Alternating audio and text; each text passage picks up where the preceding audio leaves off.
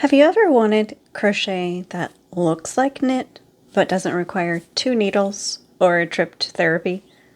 Welcome to the Tunisian Simple Stitch. This stitch is the foundation of all Tunisian crochet, and honestly, it's way easier than it looks. Hey crochet friends, I'm Mo, your crochet companion, and today we're diving into the Tunisian Simple Stitch, the gateway into a whole new crochet world. It's satisfying, it's close-knit, and it gives you that beautiful knit look texture without switching crafts. By the end of this tutorial, you're going to know how to start Tunisian with either a foundation chain or foundation row, how the forward pass and return pass actually work, how to keep the edge from going wild. Well, that's a technical difficulty. We will discuss that a little bit, and how to work the final row so your edges match, and when you can get away with using a regular crochet hook. Trust me, you'll feel like a wizard when this clicks. Okay, so now let's start with the tools of the trade.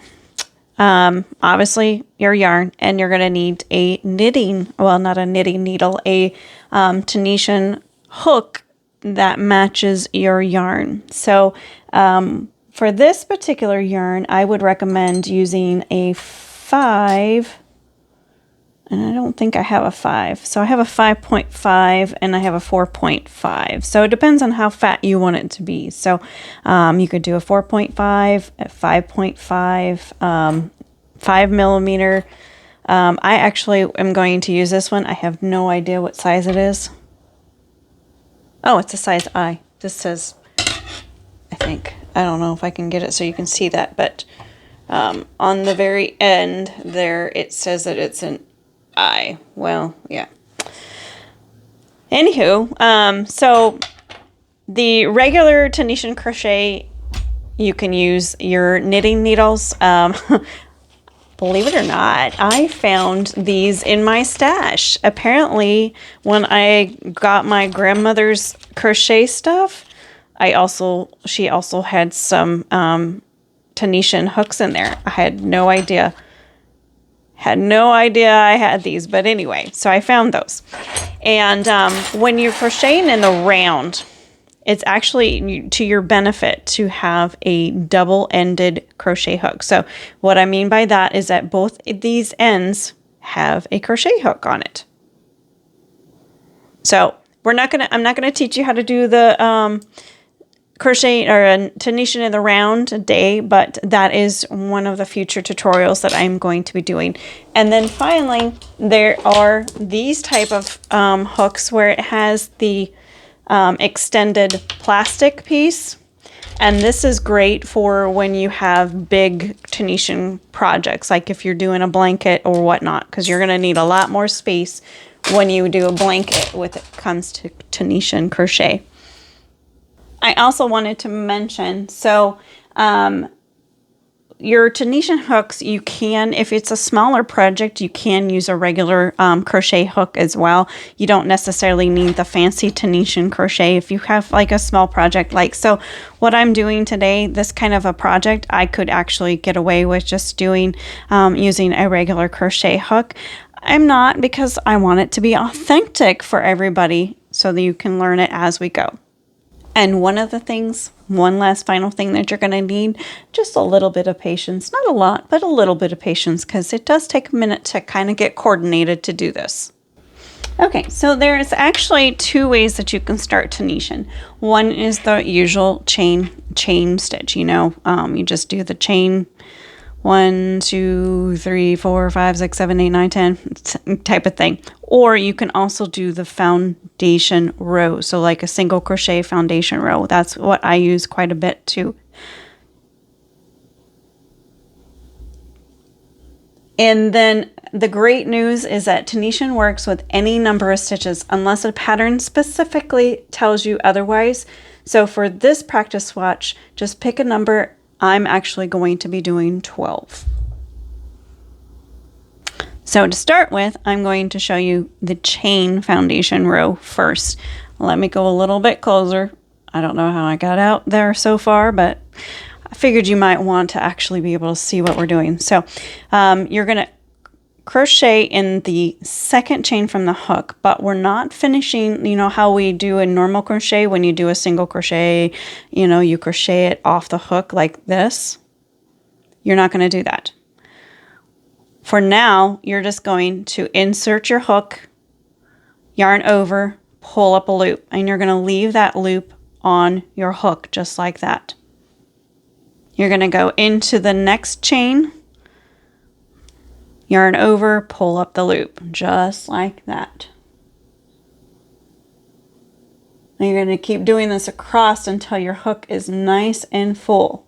We're collecting the stitches like overdue library books, right? That's kind of funny, right? Anyway, so that's what you're going to do if you're going to do a chain, and you're just going to keep the chain foundation, and you're just going to keep going like that until you get to the end. There's a reason why I prefer the like doing a single crochet foundation row or something like that, and that's because it has a better, I don't know, it just lays better. Now Tunisian, you're going to curl anyway, but it just has a better end structure. So this one I did the foundation, single crochet foundation row, and look how neat that is. It just looks nice and neat, and it, by the time we get done, you're going to see that both the top and the bottom are going to look exactly the same. And that's what makes the difference. All right, so now that you've seen how to do it with just a chain foundation, I'm going to undo this and show you how to do it with a foundation row. Now, before I show you the foundation row, I have a silly question for y'all. Has your project been blessed by a pet yet? Are you still working uninterrupted, like some kind of legend? Now, I'm uninterrupted just because I'm doing this on the table, but whenever I crochet, my dog decides to join me. So how many of you have cats or dogs that decide to join you on your mission? Okay, back to business. We're going to do a single crochet foundation row. For those of you who want to learn a little bit more detail about the single crochet foundation row, I do have several videos. One is single crochet, double crochet, and I think I snuck in a half double crochet foundation row. Then there is I think I did one on half double treble and double treble. And then I have one that's just all of them together. But we're going to just do this real quick so you can see how this works. I'm going to do a single crochet foundation row. So chain of 2, we're going to insert our hook into that first chain, pull up a loop, yarn over. We're going to pull through 1 stitch, yarn over, pull through 2.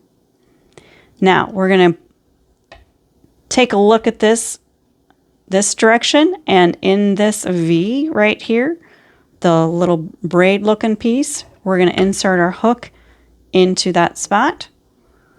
I'm going to yarn over, pull up a loop, yarn over, pull through 1 loop, yarn over, pull through 2.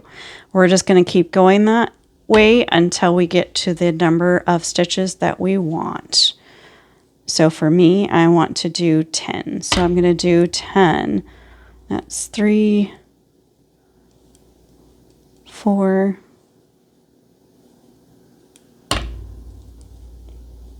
5,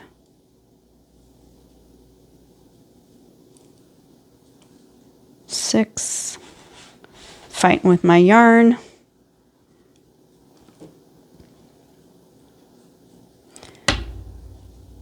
7, 8,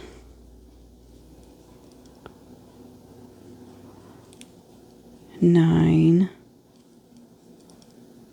and 10. Okay, got my 10. Now I'm going to turn my work a little bit, and in the very first stitch, we're going to do just like we did with the chain. I'm going to insert my hook into that stitch, yarn over, pull up a loop. Now you've got 2 loops on your hook. Go into the next stitch, yarn over, pull up a loop. Next stitch, yarn over, pull up a loop. So this is what you would consider your front pass. You're just going to keep doing that in every single stitch.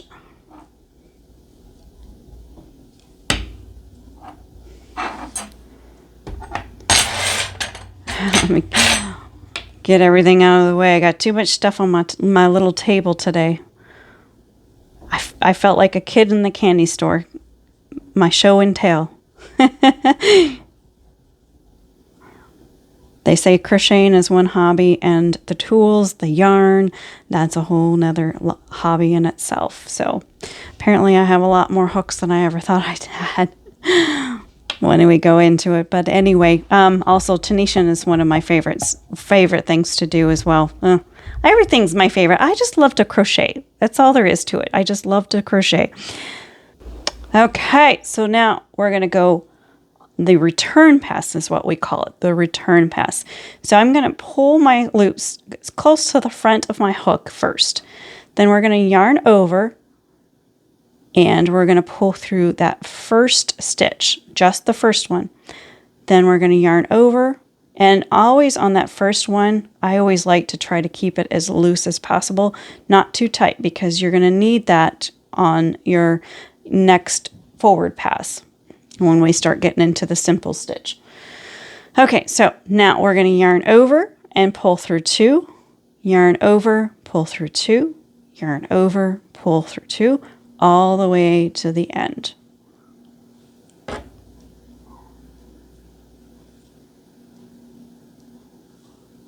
Just like that. And you do want to be conscientious of your tension.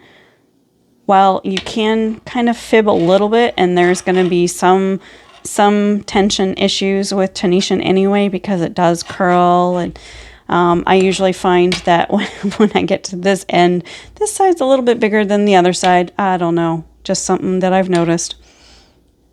All right, so now we're going to go into the actual simple stitch itself. Okay, now let's identify where we're going to put our hook. So you see we have these nice, wonderful vertical bars, right? These nice, lovely vertical bars, right? We are actually going to insert our hook into that vertical bar. See how it's, actually, I don't think you can see the vertical bar on the other side. No, you cannot see the vertical bar on the other side. You're just going to see it on this side. So you're just going to insert your hook right underneath that vertical bar. We're going to skip this first right here. This first one right here, that's the one on your hook is going to be considered your first Tunisian stitch, okay? Now, we're going to go under that first vertical bar. We're going to yarn over, pull up a loop, and we're going to leave it just like that. Insert our hook into that next one. Yarn over, pull up that loop. Insert, yarn over, pull up the loop. Insert, yarn over, pull up a loop. Just like that, all the way across, you're leaving those stitches on your hook.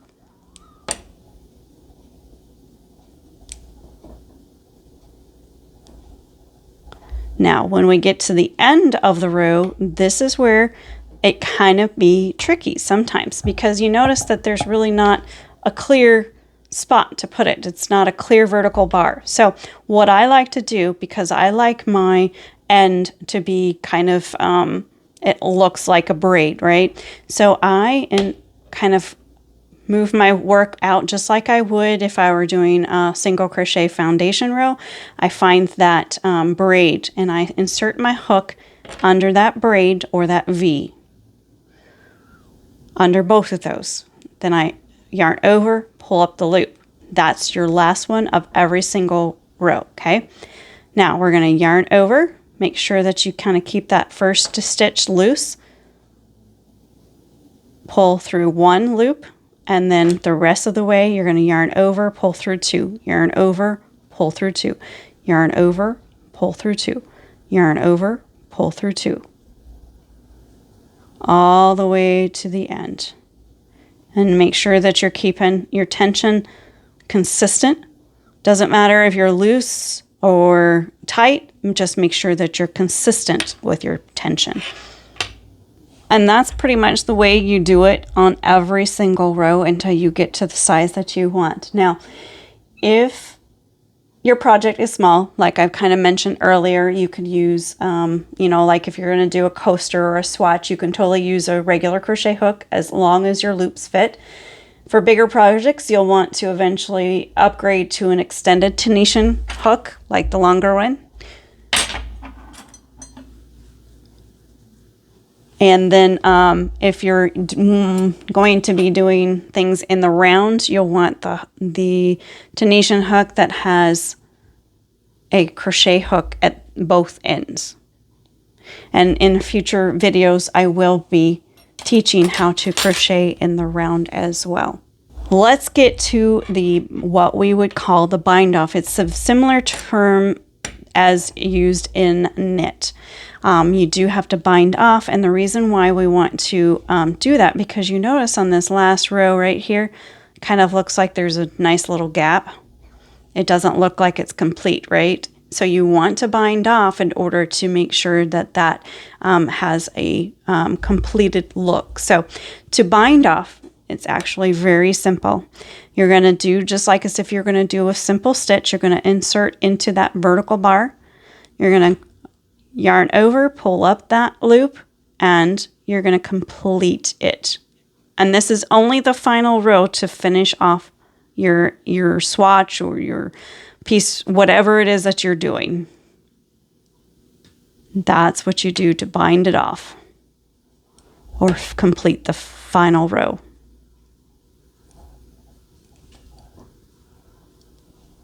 Just like that. And you'll notice as I'm doing this, it's creating that braid on the top, right? And while I'm doing this, I wanted to mention that Tunisian naturally does curl, and I find that I do have to block my work. And if you've never blocked anything, check out my video that I show how to steam block your work, especially acrylics. It's actually pretty simple and it's very effective. So that's what it looks like once it's done. Now, some of you that have been keeping up with my videos are going to be thinking, now, Mo, this kind of feels like the link stitches. And you're not wrong. They look very similar because they're both gap-free techniques. But here's the difference. With link stitches, they work sideways. So instead of working vertical, you kind of work sideways. It's the only way to put it, right? And then Tunisian works forward and back. Tunisian creates this gorgeous dense fabric without sucking in the sides. Now, the other thing is that you'll notice that even though it's like the link stitches is vertical, right? But you're doing one stitch at a time. Whereas Tunisian, you're actually putting all of your loops on at the same time and then working your way off. So that's another difference between the link stitch and the Tunisian stitch. Now, if you would like to, and you've never learned how to do link stitches, I do have a couple videos that are very detailed, and I'll make sure that I link them in the description and pin comment, okay? Now, next week, we're actually going to be working with the Tunisian Knit Stitch, and we're going to create a project with it. So my favorite hat is a messy bun hat, and I need a new one. So we're going to use the Tunisian Simple and Knit Stitch to create a messy hat bun. So get yourself some yarn for next week and get you a couple of ponytail, well, at least one ponytail holder. So anyway, if you don't want to miss that, hit subscribe, tap like if your loops behaved today. And as always, until next time, may your hooks never hide.